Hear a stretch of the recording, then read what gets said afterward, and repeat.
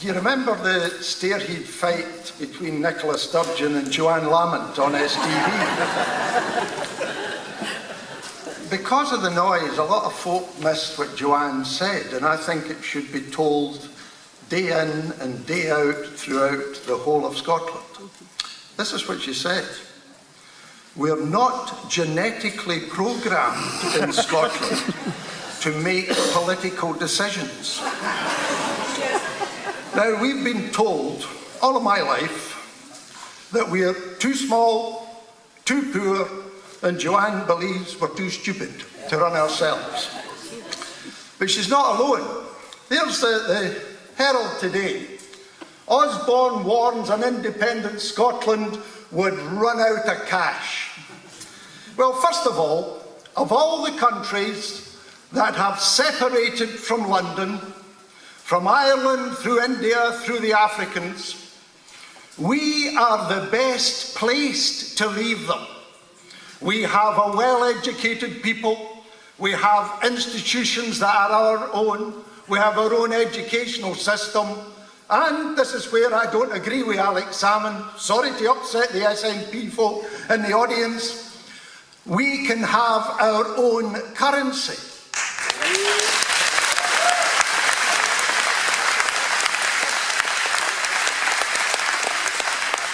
Now, I would align it with sterling 1-to-1 for a transitional period. That's a sovereign decision, quite sensible. But this is the difference between a Scottish currency and a UK currency. The UK currency, now you've got to think about this, has been engaged in funny money since 2007, 2008. What they did, when the Westminster government needs to raise money, it issues a bond, let's say for £1 billion. That bond is bought by banks or insurance companies or other financial organisations. So the government has the £1 billion, they don't have that £1 billion, but they've got a bond. Quantitative easing came in. The Bank of England buys that bond back off them. So let's say it's a bank, they now have £1 billion restored. The Bank of England holds the government's bond. In other words, the Bank of England, a government institution, holds the debt of its own government. And after a while, the government pays the Bank of England interest. And what happened not so long ago, the amount of interest came to £35 billion. Now this is a government owing itself £35 billion, said to the Bank of England, we'll have that back and we'll put it in our national accounts and we're £35 billion richer than we were yesterday. If you and I did that, we'd be in Barlinnie rapidly. That's the kind of jiggery-pokery. That's the kind of jiggery-pokery that has been going on with this so-called big, powerful United Kingdom that we're supposed to remain absolutely thrilled to and handicapped to. If we have a Scottish currency, what matters is the balance of payments and the balance of trade. If you export more than you import, you draw in a lot of foreign currency, be it yen or euros or sterling or dollars, and that foreign currency underpins your currency. The United Kingdom throughout my life has had a balance of payments, balance of trade deficit. An independent Scotland, because of the oil, because of the whisky, because of the food that we export, because of everything we export, would have a balance of trade and a balance of payments in the black, very substantially. So our Scottish pound would be a strong Scottish pound. And in order to keep it 1-for-1 with sterling, we would have to control our own interest rates to ensure that we kept it 1-to-1. But that's an enormous inherent strength in an economy. If you have your own currency and it's a very strong currency performing internationally. And this clown, Osborne, tells us that we'll run out of money. You just imagine it. Midnight, we're independent, you go to the ATM and my God, it's absolutely empty. Now, he must think we are thick if he accepts us to buy that kind of part of Project Fear. That's what they've been running. Project Fear is what they call it themselves. I've got a cartoon in the house from 1979, written by a guy called Turnbull, one of the best cartoonists we've ever had in this country. And there's the Scottish lion, curried down, cloth bonnet in its head, shackled to Westminster, with a ballot paper in its hand, and what does it say? I'm feared. And that summed us up in 1979. Too many people were feared, we didn't get what we wanted, we were promised something better, and we get Margaret Thatcher instead. That's what happened in 79, because we were too feared. Well, times have changed. The Project Fear isn't working. But we've also got to take into account what Tommy said about what happens if we vote no. That's not something that might happen. There's a certainty if we vote no, because the United Kingdom is skint. You've got to put it in its historical context. We've experienced, in our partnership with England, the rise of the English/British Empire. All empires rise, decline, and fall. Happened with the Persians, Alexander the Great, the Romans, the Portuguese, the Spanish. We are now at the nether end of the final part of the decline of the English/British Empire. It's a country that's skint. The debt that's piling up now, 100 billion a year, is heading for 1.5 trillion pounds worth of United Kingdom debt. And if you want to get some sort of illustration of how skint it is compared to how it used to be, you remember the Queen's Jubilee, when she sailed up the Thames in a wee boat, and the Duke of Edinburgh was dressed as an admiral of the fleet. Why did she sail up the Thames in a wee boat? There was a reason for that. In every other Jubilee in history, the monarch has reviewed the fleet. But so skint now is the United Kingdom, there's nae fleet for her to review.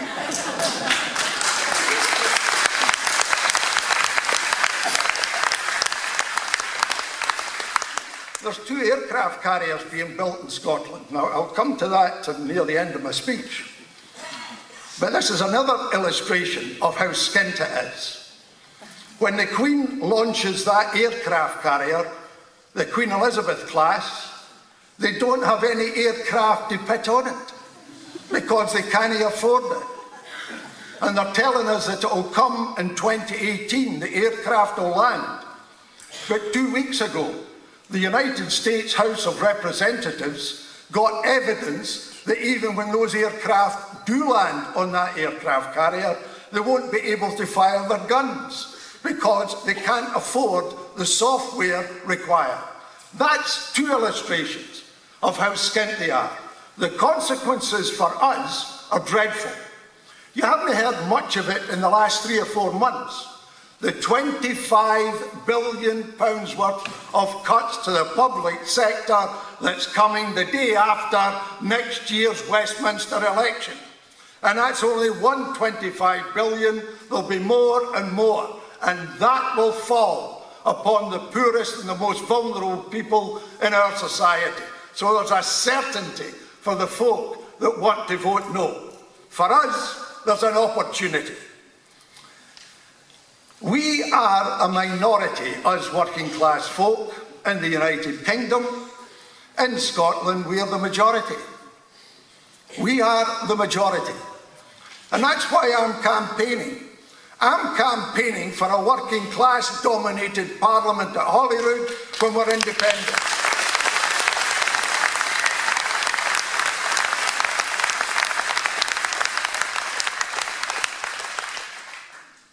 not need to ask anybody's permission to do the kind of things that we want to do.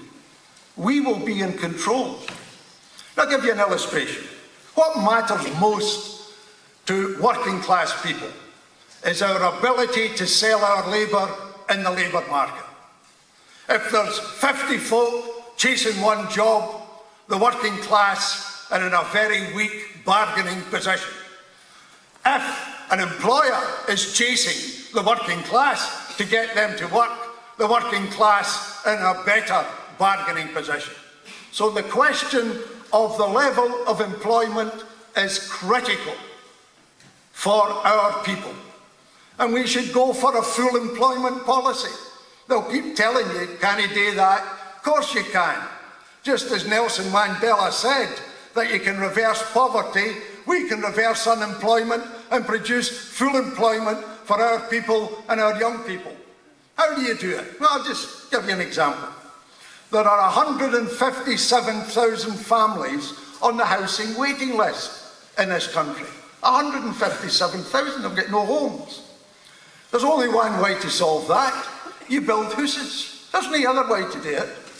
And if we have a programme of 25,000, 30,000 houses a year, somebody's got to be employed to quarry the sand, somebody's to be employed to actually make the cement, to make the bricks, to transport them on site, and brickies, plumbers, slaters and joiners have got to be on site to create the house. You've created jobs right along that particular line with only one project, housing.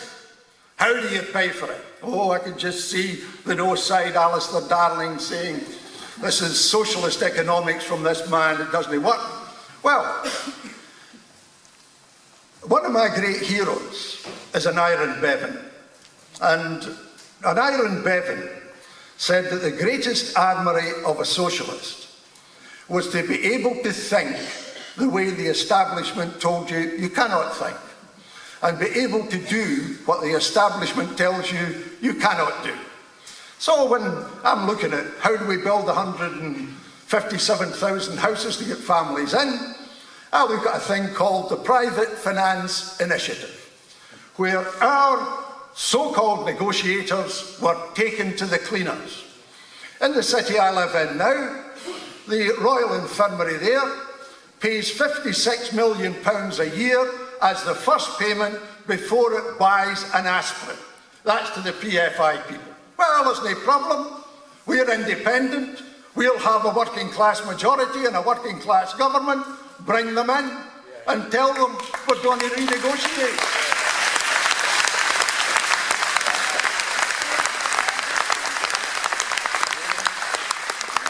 And it'll no matter whether you say no, you don't want to renegotiate, because we'll have the legislative power to take the money off you if you don't renegotiate. And you know, we're talking about £22 billion out of the public purse over the next 20 odd years. It's a lot of money. So if we use our audacity and our power to deal with that, then there's no problem building houses for folk who haven't got a home, and there's no problem in creating the jobs either. I also want to say a word about oil. Scotland's a very peculiar country, you know, very peculiar. We're the only developed country that ever discovered oil, and a lot of our people get poorer. Hasn't happened anywhere else. We're the only country where we're being told that oil is a problem, not an asset. They've had us in a prison of lies on oil since the first drop arrived. 41 billion barrels have been taken out of the North Sea, and there's still 21 billion barrels, 1.5 trillion pounds worth in that North Sea today, still to come out. But what I want you to think about is the actual black stuff itself. Folk haven't thought. All the arguments have been how much do we get off the oil revenue tax and things like that. Think of the black stuff itself, what you can do with it. Suppose we take just a small portion of it as we put it through the refinery. And that small portion, now we're a small country, so we only need a small portion. The rest can all be exported. And we use that small portion to produce petrol and diesel and jet fuel for aircraft much, much cheaper than we do at the present time. Now, there's an economic consequence to that. First of all, people locally will have more money in their pocket. That's important. They'll be able to help the local shops much better. But if you're talking about cheaper petrol and cheaper diesel, using that resource that belongs to us, you've transformed the transport industry in Scotland from one which is handicapped with high fuel costs to one that becomes one of the most efficient in the whole of Europe with low fuel costs. And one of our biggest problems internationally, economically, is the very few direct links we have from Edinburgh and Glasgow to international destinations. We don't have any to Brazil. We don't have any to China, major markets for us. But if we can offer low jet fuel costs to airlines, then we've a better chance of Glasgow and Edinburgh being able to get them. Then you take the tourist industry. We've got a big tourist industry. A lot of our tourism comes from the northeast of England. Man, wife, two wains, in the car, up they go. They very seldom go beyond the line Glasgow-Edinburgh because of the cost going up into the Highlands, because of the fuel costs. If we have lower fuel costs for petrol and diesel north of the border, those folk will go north of Glasgow and north of Edinburgh, and you've created more jobs in that particular tourist industry.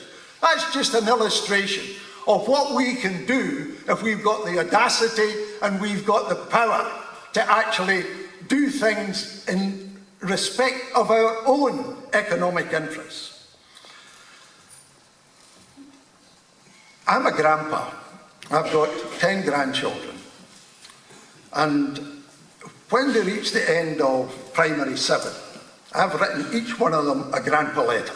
A letter of advice, because there's a tendency to listen to grandpa more than to listen to mommy and daddy, as everybody knows. And I've had to give them proper advice, because by then they're able to absorb things. And I've had to tell each one of them that if Scotland does not become independent and remains with the failing United Kingdom, the strongest advice I can give them is to get the best skill set you can have, or the best academic qualifications if you're lucky enough to go to university, in order that you can get out. I'm a grandpa and I've had to tell them that. At Kilmarnock on Monday night, right at the end, a young woman got up, young mother, and she said she didn't want to ask a question. She wanted to make an appeal to those who were swithering and those who were voting no. She said that her family in Kilmarnock had worked at Massey Ferguson, tractor people. When it closed, her father took the family to Canada. And she said she had to be dragged from the arms of her grandpa because it was a traumatic occasion for her. And she spent 16 years in Canada before she could come back. And she made the plea to that audience: don't let it be that I and my husband are forced abroad again, and that our grandchildren have to be torn from the arms of their grandparents in order that we can find prosperity somewhere outside our own country. It was an electric moment, because it didn't matter what the politicians said on that platform. She actually summed it up and got the essence of the issue that's facing us at the present time. I've talked about a working class parliament. One of the things that Margot said was the problem with the Scottish working class is that we are better than we think we are. Far better than we think we are. Because we've been taught that we're not good enough. That's where the too wee, too small syndrome comes in to capture us. We are a very talented people. Very talented. I've been in many places in the world, working there, and I've got no question, as Tommy says, we're no better than anybody else, but by God, we're no worse than anybody else. We are a talented people, and the working class in Scotland has a latent power which we've never used.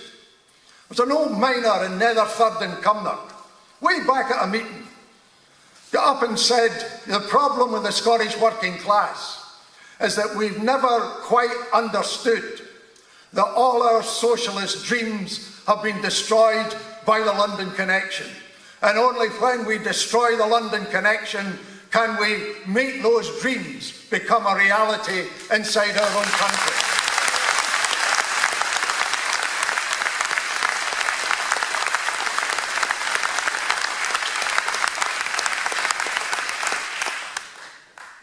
I am a member of the SNP, but I am determined that I will not vote for the SNP in the first independent elections in 2016, because my experience in this campaign is that Scottish politics is going to be turned upside down, and what's going to emerge is a genuine socialist party that can win a majority in Holyrood, and that's who I'll be voting for.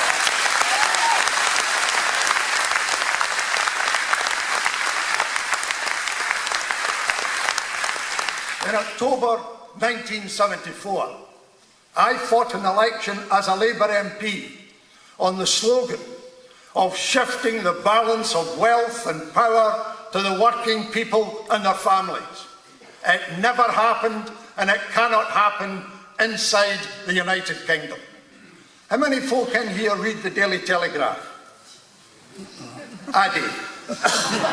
I want to know how the Tories are thinking south of the border.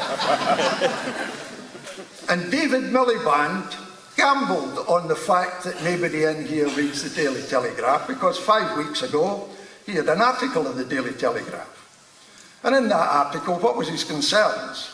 It was the middle class in England. They were getting squeezed.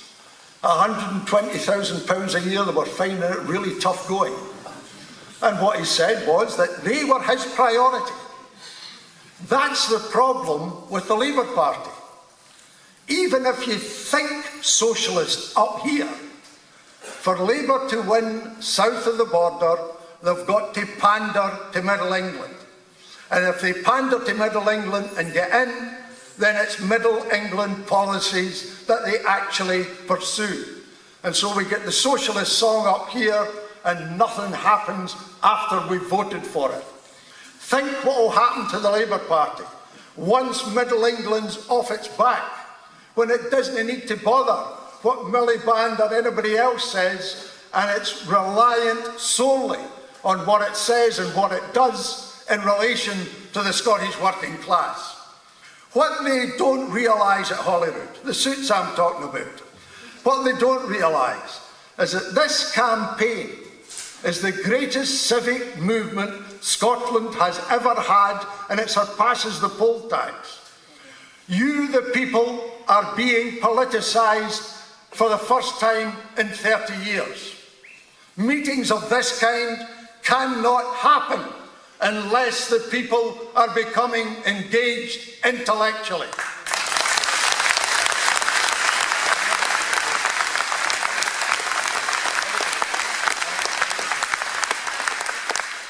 All over this country, there's groups of young people, I mean, they're young by comparison with me, they're working their socks off, and I've said to them, don't you go home on the 19th of September when we get a yes vote. You have created the victory here. You've learned about yourself. You learned about the ability to organise. You've learned about the ability to analyse policies. You've learned about the ability to debate. Now, learn, understand the latent power that you have and turn it into real power when we come to elect an independent Scottish Government. Just think of this. Think of the energy that we have had to expend over the years, defending closures, defending unemployment, trying to keep jobs, defending ourselves against the poll tax, defending ourselves against the bedroom tax. What a different country this will be if we don't need to defend any longer, that we can use our energies to build, to do something progressive for our people and our young people. Right.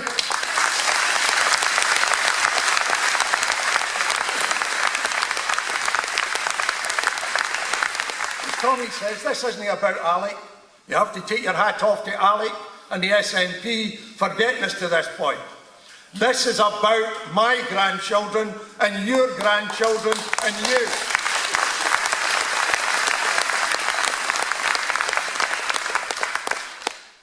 One other thing, I mentioned aircraft carriers and how we can be different.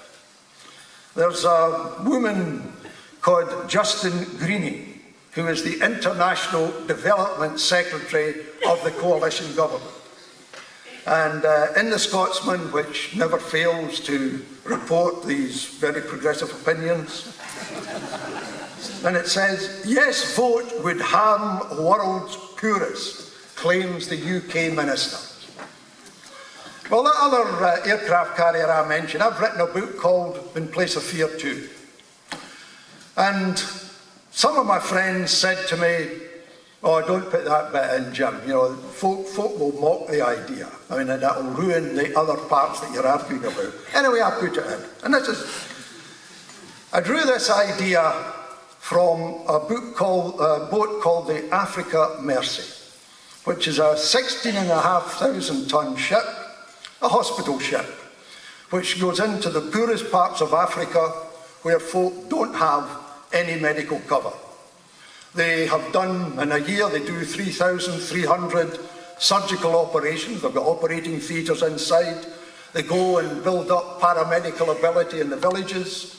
They take away cataracts from people who have been blinded.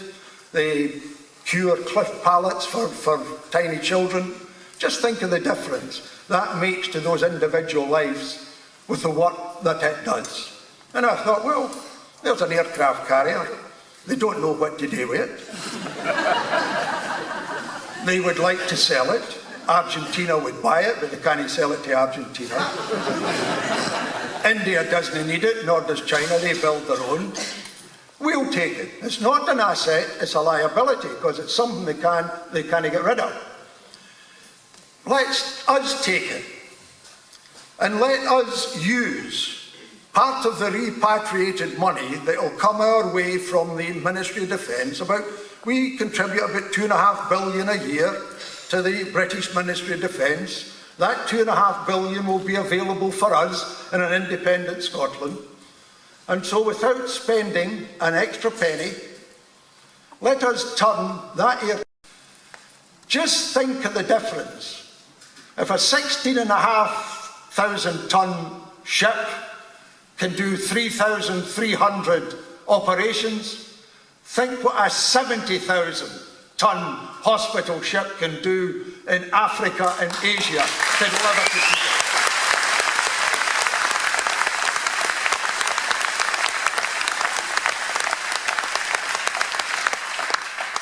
And what I call it in that book, and I hope it does sail, with a saltire in one end, no aircraft on board to kill people, sending our young men and women out to heal people all over the world.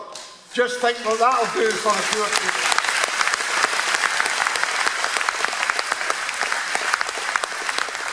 I want to finish by pointing out something that may appear to be obvious, but somehow or other hasn't quite been grasped yet. On the 18th of September, between 7 a.m.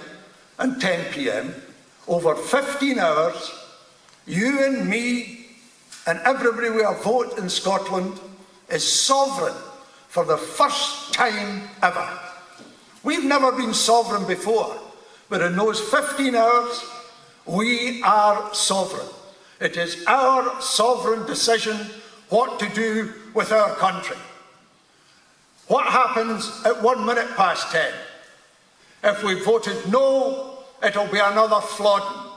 If we voted yes, not only will we have kept that sovereignty, we'll have the power, working class power, to produce a working class parliament for working class people. And the cry can go out, at long, long last, our time has come.